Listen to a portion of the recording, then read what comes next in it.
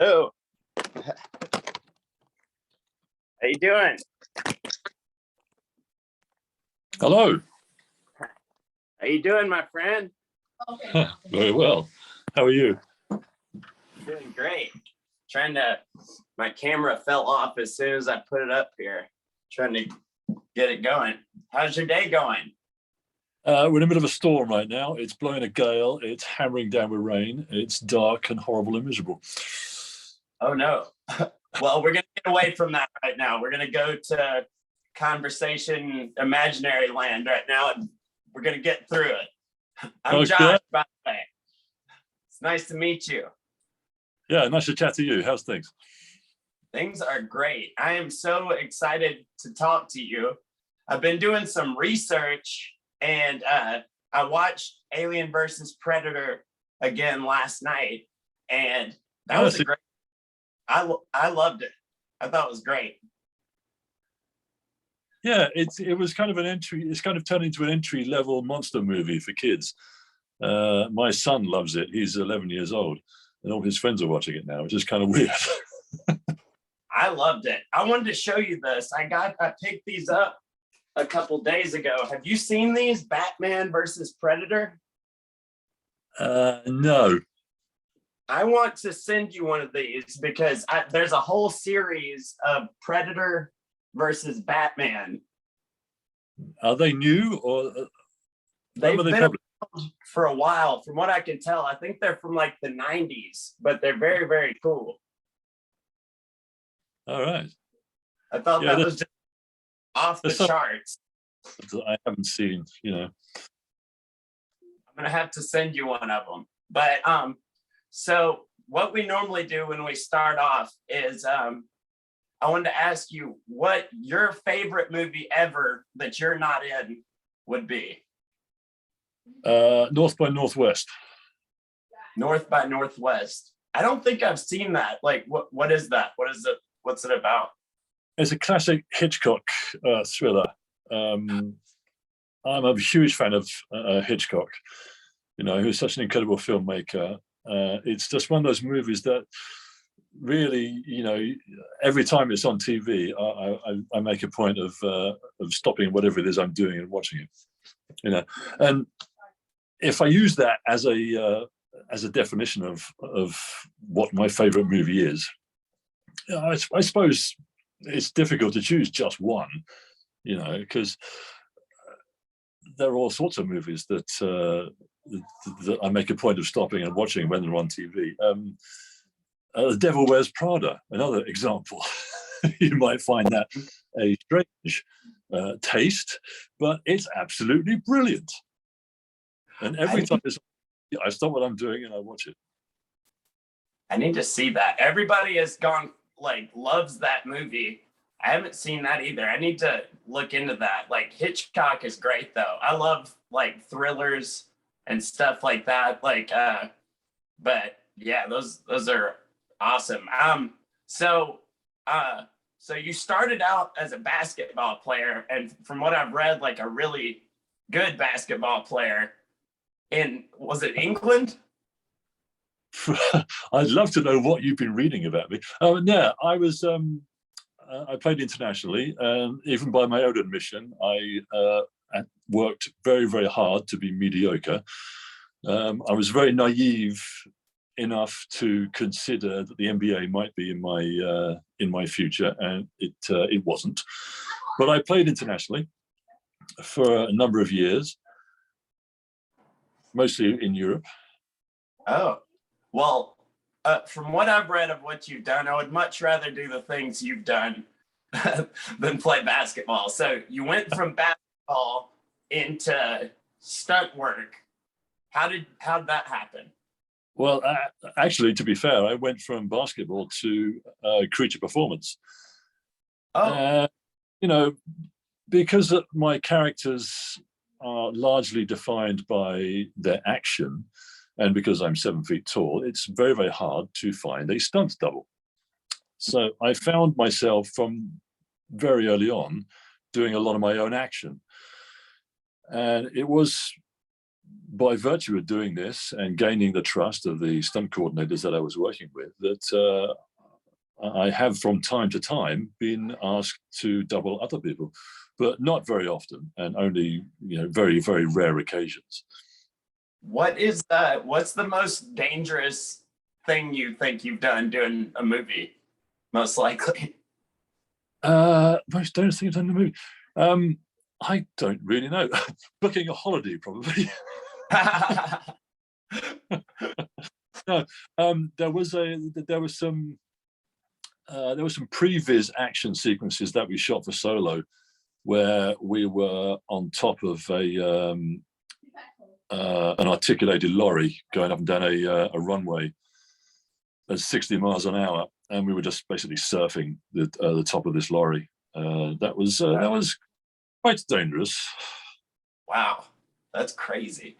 So you've done a lot of like monsters and stuff like that, like, and really good ones, like super proper intense monsters. And I'm an actor, and I wonder, how do you get in the frame of mind for doing those type of characters? Like what's your process to become a predator or like a White Walker or something like that? Well, the process for playing in my opinion, the process for playing a non-human character is exactly the same as the process for playing a human character. First of all, I try and find something human in the character. I never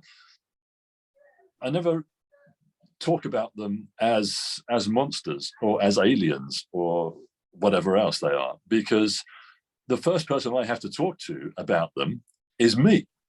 So I have to articulate what this character is doing to myself, first of all, to understand what he's doing and maybe what he's thinking. So I try and humanize it. To use the Predator as an example, I didn't refer to him, I didn't think of him as an alien or as a monster. I referred to him as a warrior. Mm-hmm. Yeah, monsters, aliens don't, but warriors do exist. So that was the first step in articulating the character to myself. He's not a monster, he's a warrior. So, like, as far as like Predator, I watched that last night, so I'm thinking about that a lot. What did you do any like research on that type of alien? Like, do you know a lot about that type of alien, like where they're from and like what they're doing? Like, I like to fight, and that they have some sort of ethics code, because I noticed when he picked up that guy that had cancer, he wouldn't kill him. And well, he did kill him, but after he let him go first because he saw that he was sick, and and then he let him go. And then also he kind of befriended that woman because he seemed like he respected her. So it seems like they have some type of like ethics system that they run on or something like that. Yes, going back to what I said about being a warrior, it made sense to give them a code of conduct. They weren't just mindless, bloodthirsty beasts. They had a code of ethics. They had been through. Imagine what a samurai warrior goes through, to reach the peak of his performance, his existence. The training, the sacrifice, the dedication. I imagined that these guys had been through all of that, and this was their final rite of passage. So it made sense to consider them in those terms, and the situations that they were going through. It was there were sound choices for these characters. Yeah, it made me like them a lot. Like, I thought that was really cool that they did that. It added a lot more humanity to the character, that they were like that. I thought that was very, very interesting that they let that guy go because he was sick. I was like, I thought that was neat. But like, so what was the costume like? What did it feel like when you're wearing that? Was it like heavy, or was it comfortable, or awful? Well, yeah, it's all these things. It's hot, it's heavy, it's often uncomfortable. Although it's the weight of it that's uncomfortable. It's not the actual costume. It's a bespoke piece. But these things are the thoughts of the actor, not the thoughts of the character. Right. So when you're there doing it, the only thing you're really concerned about is delivering the performance, delivering the character. That was another thing I wanted to ask you about. So from what I've read, the aliens that you were fighting ended up being like 20 different things. Not 20, but like it was like a puppet, it was like human, it was a CGI sometimes. So what was the choreography? That seems like that is just madness to do choreography for something like that. Well, the choreography differed from day to day, depending on what we were doing. Yes, sometimes the only thing I had in my hand was an alien leg. There's a scene where I have to spin around and throw the alien 10, 20 yards towards the camera, and most of it was done in post-production, but I still had something to act with, because it had to be choreographed with the explosions in the sets. Yeah. If you remember the scene where I'm spinning around and I've got the alien by the leg and his head crashes into the pillar of the set and then crashes into another pillar of the set. The set pieces were exploding, so I had to choreograph my movements with the explosions from the special effects team. In grief. Yeah, that sounds really hard, because the more I read about it, I was like, this thing was so many different things. Like I can only imagine like fighting with like a puppet, or like fighting with no one at all, and just kind of, yeah, where is he over there? But that's great. Stuff like that's really fun, because those are the iconic scenes in the film. It looked great. I thought it looked really, really good. Like all the effects work was on point. I thought it was amazing. Also, could you see at all? Because it looked like you could not the way you acted like you could see, but like from the costume, could you see through the helmet and stuff very well? Or was it like sunglasses or what? The visor of the helmet used to mist up in about 10 seconds. So we used the anti-fog spray that motorcycle riders use on their crash helmets, but again, it didn't really work that well, because the amount of moisture that I'm creating breathing inside the helmet, it just misted up the visor almost instantaneously. So it had to come off every take and be wiped clean. Yeah. For the sequel, we replaced the visor. I say we. I had nothing to do with it. The visor was replaced with a very, very fine mesh, and it still looks like a visor, but it's breathable. That's much better, I'm certain. Were you wearing? So you weren't wearing the mask of the face under the helmet, then you would not be able to see anything. No, once again, it's the magic of movie making. There's the mask, and if the camera sees the face, then I have to wear the head. But if the camera is only seeing the mask, then there's a big hole underneath where my face is. Well, good, because that seems like that would be really hard otherwise. Also, so when you took the mask off and you can see the little like pincer things, was somebody like controlling those like a puppet or something or were you controlling that, or was someone else? I don't control them. No, those are controlled via the remote puppeteers. A very, very skilled, award-winning team of puppeteers and special effects technicians, and we had to choreograph our movements. So they had to choreograph facial expressions with my movements, and I had to choreograph my movements with their facial expressions. And we got to a point where we would anticipate exactly what needed to be done. It looked so cool. I love the face of the Predator. That is just like the neatest looking alien ever. I love it. I thought like when I was a very little kid, I saw the first Predator, and when he first takes the mask off, I was like, whoa. So it's very cool to be able to ask you this stuff, because I've been thinking about this stuff literally for like 20 years. I've been so whenever I was like write down my questions for this, I was like, I can go all day. I have so many questions about this. Like when you go invisible, is it a different costume, or are they just using effects on top of your normal costume? No, they're sort of done in post. It's an effect that's done after the effect. Because used to, in the old Predator, they would wear like a red suit. It was like, it looked like Predator, but it was like completely red, and they would use that to project. But I'm sure there's a lot better effects and stuff now. But I wondered about that. Yeah. I don't know a great deal about the effects that they used in the original.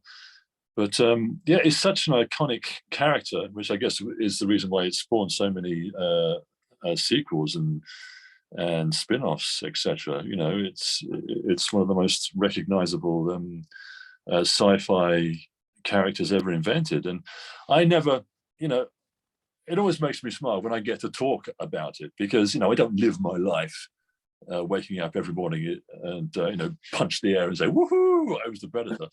You know, I just life, you know. And it's, you know, it's the only time I'm reminded of it is when I talk to people. That's crazy. I like that. One more thing. I have one more question about this. What is the clicking sound? Do you know what they use to make that sound? I don't know. That's a very good question. It's one of the questions I should have asked you know, the sound engineers, but no, I have no idea how it is invented or how it was derived.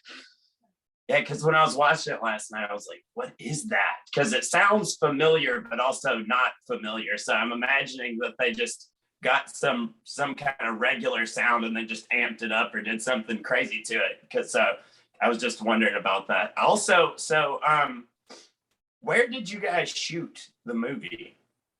AVP was shot almost entirely in Prague. Oh, was that on the, so with the pyramid, was that just different sound stages? They didn't really build an entire pyramid, I'm imagining. They built an entire pyramid. Yeah, it was like 5 stories high. It filled this warehouse. Wow. It was That's enormous. Great. Were the rooms inside of it, or were those separate? No, they were all separate sets. But yeah, when we shot the scenes on top of the pyramid, yeah, it was a massive set. That's crazy. And you were all the Predators, correct? There were 3 main characters, and there's flashback scenes, and we had a couple of guys as body doubles and a stunt double, and you know, sometimes I had to be in 6 places at once. There were body doubles and hand doubles and stunt doubles, and even a 6-inch high miniature that was used. Wow. So did you do some where you were composited into, like, because some of the time y'all are like walking together. Are those all you at the same time? Or did they use multiple people? No, I had help for those kind of scenes. Yeah. Oh, okay. I had colleagues. How did they pick you to do that? Because like, if they're like, okay, we need some Predators, and you're gonna be all of them, you must have really impressed them for them to be like, no, not anybody else, just this guy to be all the Predators. Like, how did that come about? My audition, oh my god, it seems like such a long time ago now. There was no acting involved in my audition.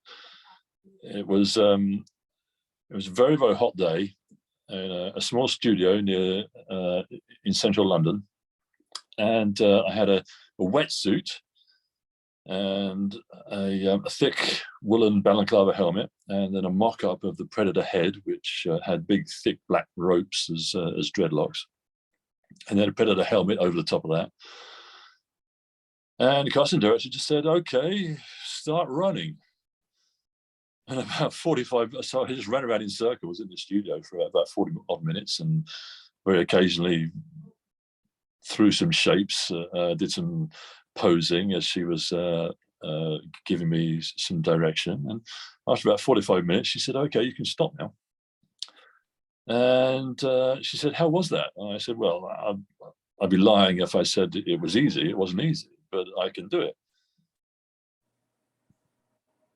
Then they were like, "Okay, you're the Predator."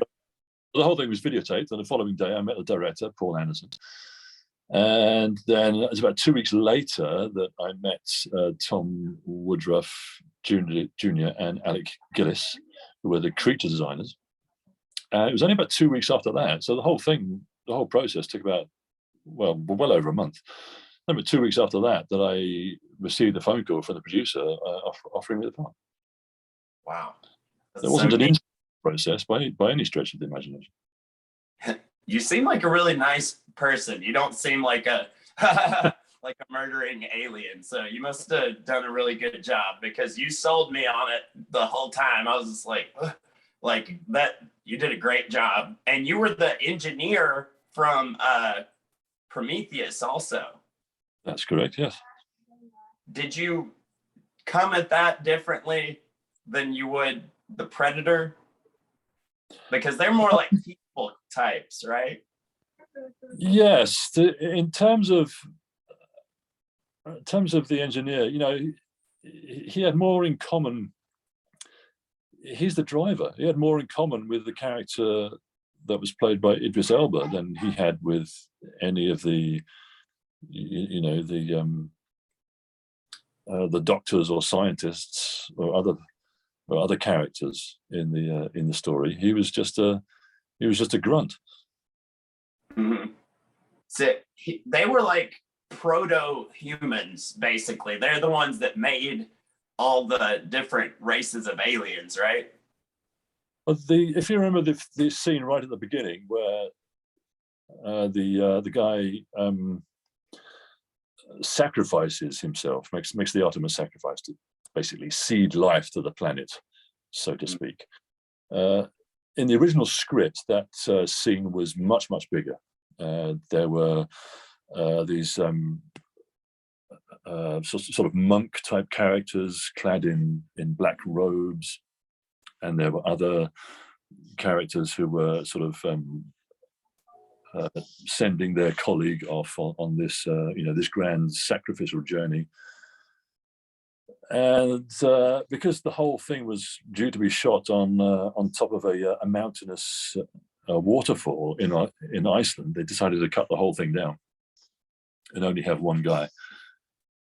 That was my favorite part of the whole movie. I thought that was so neat and such a cool question to be asked, like how everything came about and stuff. I thought that was the most cool and most like creative part of it. I wanted to see more of that. That's what I wanted. That's what I wanted from Prometheus. If they had just stuck with those guys the entire time, I would have like absolutely loved that. I thought they were very interesting. And also, you were a White Walker in Game of Thrones. Oh, I started off as a White Walker in Series 1. And then in Series 2, I played the Mountain. And in Series 3, the Giants appeared, and I started playing the Giant characters. And I think there were 3 or 4 Giant characters, some of which were dead Giant characters. That's crazy. So they were like White Walker giants? Yes, giant whites. Good Lord. That's nuts. Like, so they shoot that in England predominantly? Is that the case? The studios are in Belfast in Northern Ireland. We used the only location shot I went on was Iceland, Series 3. There was a great deal of that series that was shot in Iceland. They used locations in Croatia, in Spain, all over the place. So were you did you go to all those different places? No. Most of my work was done in the studio. Oh yeah, because you would have to be in special effects and stuff. To be a giant, they would have had to make you at least 5 or 6 inches taller. So Well, it's actually doubled. no, I'm kidding. Just because you're really tall. But how was how did you enjoy that? Which character did you like being the most in Game of Thrones? I really enjoyed the character 1-1 the most. It was the first time where we see one of these semi-savages display anything approaching humanity. Displaying anything that closely resembled a human story arc. So it was a real joy to bring that to life. In the context of being one of these savage wildlings. As an actor, I've been in a few movies and TV shows, and I'm still kind of young in the acting game, and I know a lot of actors that will be watching this. What is some advice you would give to someone that is wanting to get into that field?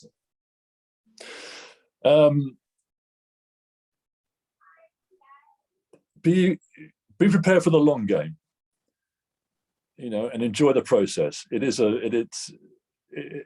a long game. Don't expect to be famous overnight or have success overnight, but enjoy the process. And you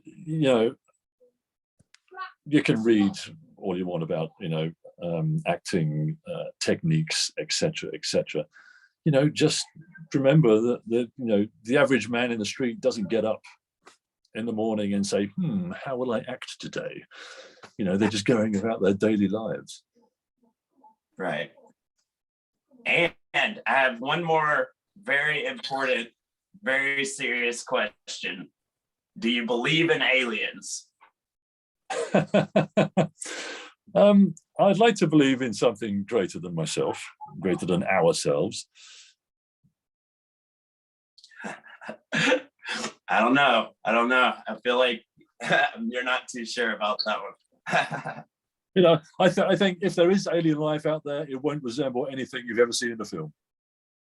Yeah, that's what I thought too, because that's the power of the human imagination.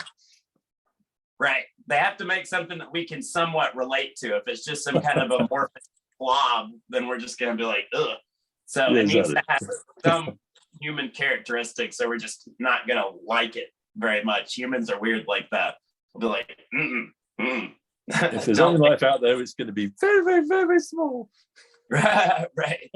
Yeah. Or we would just never know it if we saw it. But thank you very much for talking to me today. I really appreciate it. It was an honor to speak with you. And it's so cool to get to ask you the stuff that I've been wondering since I was like 5 years old. So thank you very much for coming on. I appreciate it. It was my absolute pleasure. Have a great day, and hopefully the weather gets a little bit better. All right. Take care. See you later, buddy. Thank you. Thank you. Bye-bye.